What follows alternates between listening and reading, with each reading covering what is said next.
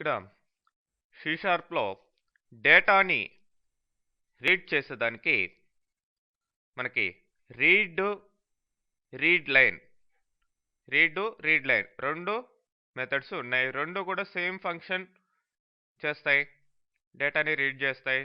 అయితే read line అనేది next లైన్లో డేటాని రీడ్ చేసిన తర్వాత నెక్స్ట్ లైన్లోకి వెళ్తుందన్నమాట. సో ఎనీవే ఇవి రైట్ టు రైట్ లైన్ ఎలా అయితే మనం డిస్ప్లే చేసేదానికి వాడామో అట్లానే ఈ యొక్క కన్సోల్ అనే క్లాస్ కింద ఈ రీడ్ లైన్ అనే మెథడ్స్ ఉన్నాయండి. మరి డేటాని వన్స్ ఈ విధంగా రీడ్ చేసిన తర్వాత మనం ఆ యొక్క డేటాని ఏ ఫార్మాట్లో కాల్స్ ఉంటే ఆ ఫార్మాట్లోకి కన్వర్ట్ చేసుకోవచ్చు. ఫర్ ఎగ్జాంపుల్ ఇక్కడ చూసినట్లయితే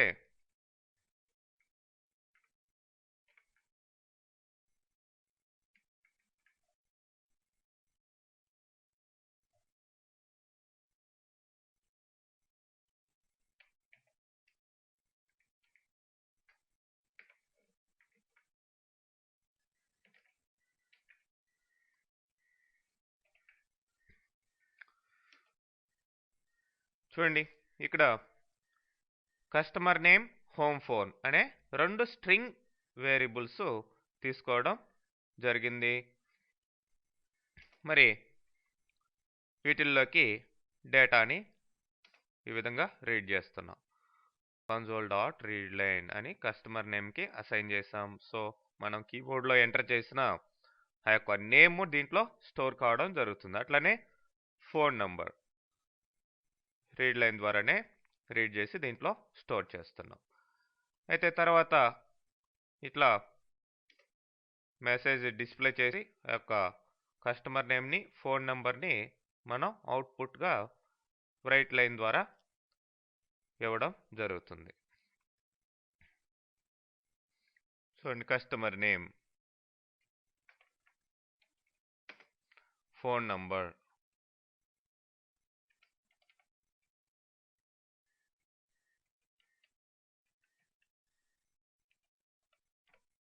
సంథింగ్ ఇచ్చాం. వాటిని అవుట్పుట్గా ఇట్లా డిస్ప్లే చేయడం జరిగింది. సో ఆ విధంగా డేటాని రీడ్ చేసి మనం డిస్ప్లే చేయొచ్చు.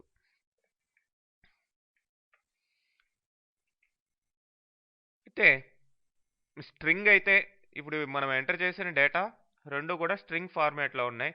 మరి నంబర్ని ఎలా రిక్వెస్ట్ చేయాలి అనేది చూస్తే మామూలుగా ఇంటిజరు ఇట్లాంటి డేటా టైప్స్కి వేరియబుల్స్ తీసుకొని పార్స్ అనే మెథడ్ ద్వారా ఇక్కడ ఆ యొక్క డేటాని కన్వర్ట్ చేసుకోవచ్చు అన్నమాట. ఫర్ ఎగ్జాంపుల్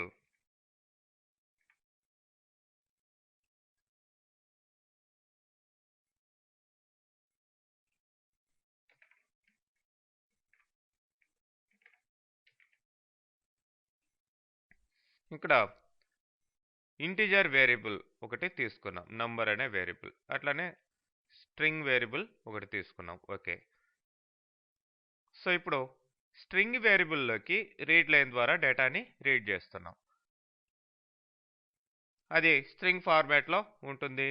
మరి ఆ స్ట్రింగ్ ఫార్మాట్లో ఉన్న నంబర్ని మీ యొక్క ఇంటిజర్ వేరియబుల్లోకి స్టోర్ చేయాలంటే ఐఎన్టీ డాట్ పార్స్ అనేది ఇక్కడ ఏం చేస్తుంది, కన్వర్ట్ చేస్తుంది. ఇంటిజర్లోకి ఈ యొక్క స్ట్రింగ్ వాల్యూని కన్వర్ట్ చేసి నంబర్లోకి స్టోర్ చేస్తుంది. జస్ట్ లైక్ దిస్ ఇచ్చాం. అది కాస్త కన్వర్ట్ అయ్యి స్టోర్ అయి ఉంటుంది అనమాట. మీరు మామూలుగా రైట్ లైన్ ద్వారా ఈ యొక్క వాల్యూని ప్రింట్ కూడా చేసుకోవచ్చు. లేదు అదే కోడ్ ఈ విధంగా ఇచ్చినా కానీ సరిపోతుంది. అంటే ఎక్స్ట్రా స్ట్రింగ్ వేరియబుల్ తీసుకోకుండా డైరెక్ట్గా ఐఎన్టీ నంబర్ అన్నా, నంబర్ ఈక్వల్ టు ఇంట్ dot పార్స్ read line, console.readline read చేసేటప్పుడే అది కన్వర్ట్ చేసి ఈ యొక్క వేరియబుల్లో స్టోర్ చేయడం జరుగుతుంది. మరి ఇదే విధంగా డేట్ అండ్ టైమ్స్ను కూడా రిక్వెస్ట్ చేసుకొని మనం కన్వర్ట్ చేసుకొని స్టోర్ చేసుకోవచ్చు. అయితే డేటాని మనం డిస్ప్లే చేసేటప్పుడు రైట్ టు రైట్ లైన్ వీటిలో మనం స్పేస్ హోల్డర్స్ని యూజ్ చేయడం జరుగుతుంది. ఏదైతే కొటేషన్స్ మనం ప్లేస్ చేస్తున్నామో రైట్ లైన్లో, ఫర్ ఎగ్జాంపుల్ ఇక్కడ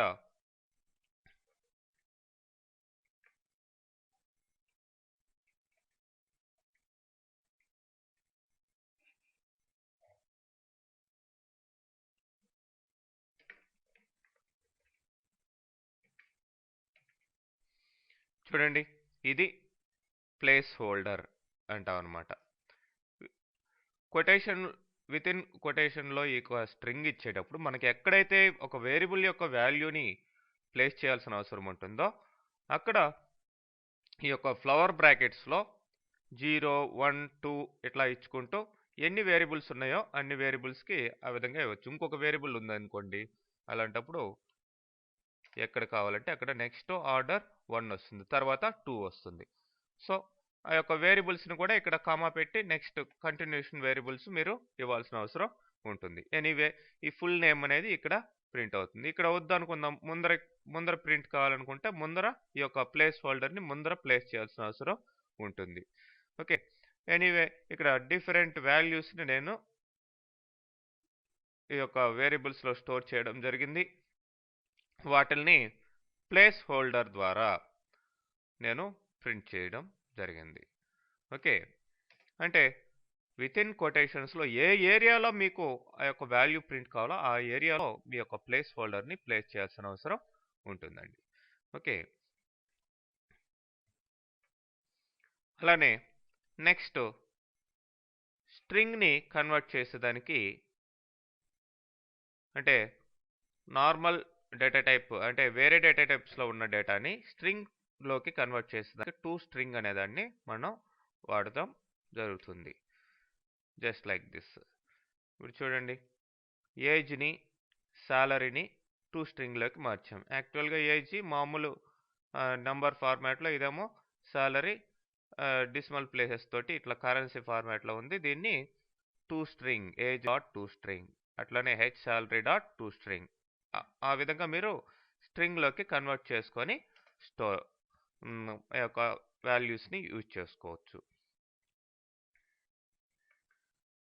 నెక్స్ట్ ఇలానే మనం నంబర్ని ఫార్మాట్ చేసేటప్పుడు ఈ యొక్క నంబర్ వాల్యూస్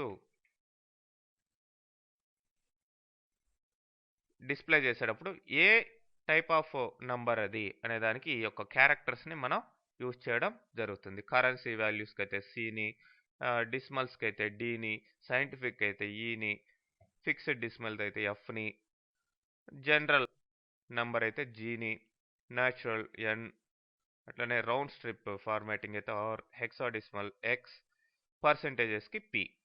ఇట్లా ఏ టైప్ ఆఫ్ నెంబర్ మీరు అక్కడ డిస్ప్లే చేయదలుచుకున్నారో ఆ టైప్ ఆఫ్ ఫార్మాట్ని మీరు వాడాల్సిన అవసరం ఉంటుంది. ఈ ఎగ్జాంపుల్లో మనం చూసినట్లయితే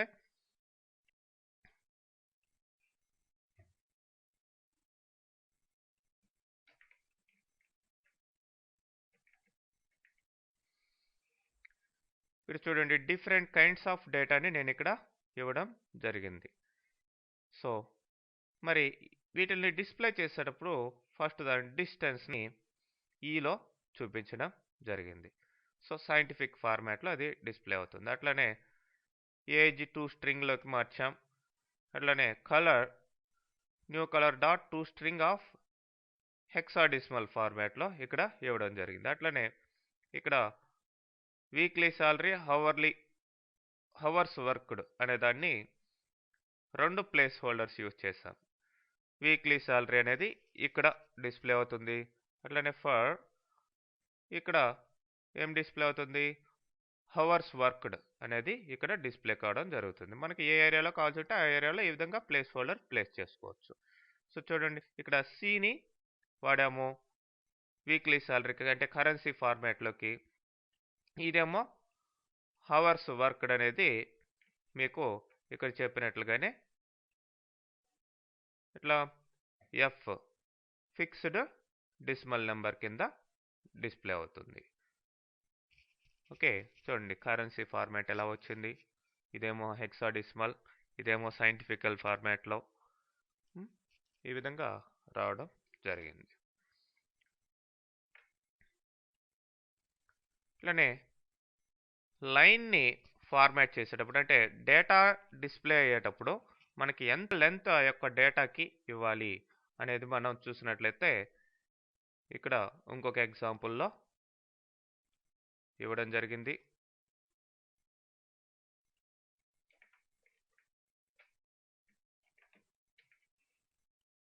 రిజల్ట్ చూడండి. ఫుల్ నేమ్ అనేది ఇంత స్పేస్ తీసుకుంది, 20 స్పేసెస్ అనమాట. అంటే ఏజ్కి కొంత స్పేసు ఇచ్చాను, డిస్టెన్స్కి కూడా కొంత స్పేసు ఇవ్వడం జరిగింది. అయితే ఇక్కడ చూడండి, ఇది మామూలుగా ప్లేస్ హోల్డర్ 0, 1 అట్లా వాడతాం కదా, కామా 20 అంటే 20 క్యారెక్టర్స్ లెంత్ ఉండే విధంగా ఇక్కడ ఫుల్ నేమ్ అనేది డిస్ప్లే అవుతుంది. ఇది ఇవ్వలేదనుకోండి, పక్కనే ఫుల్ నేమ్ పక్కనే డిస్ప్లే ఉండేది. చూడండి, ఇక్కడ స్పేస్ కూడా ఎక్స్ట్రా తీసుకుంది. 20 క్యారెక్టర్స్ లెంత్ ఉండే విధంగా మనం అక్కడ ఇవ్వడం జరిగింది. దీనికేమో 14 లెంత్ ఇచ్చాం, దీనికి 8 ఇచ్చాం. ఓకే, ఎనీవే ఇక్కడ డిస్టెన్స్ ఈ place holder 0 and A type of data అనేది ఇక్కడ C:C అని ఇచ్చాం, అంటే కరెన్సీలో డిస్ప్లే అవుతుంది. ఓకే,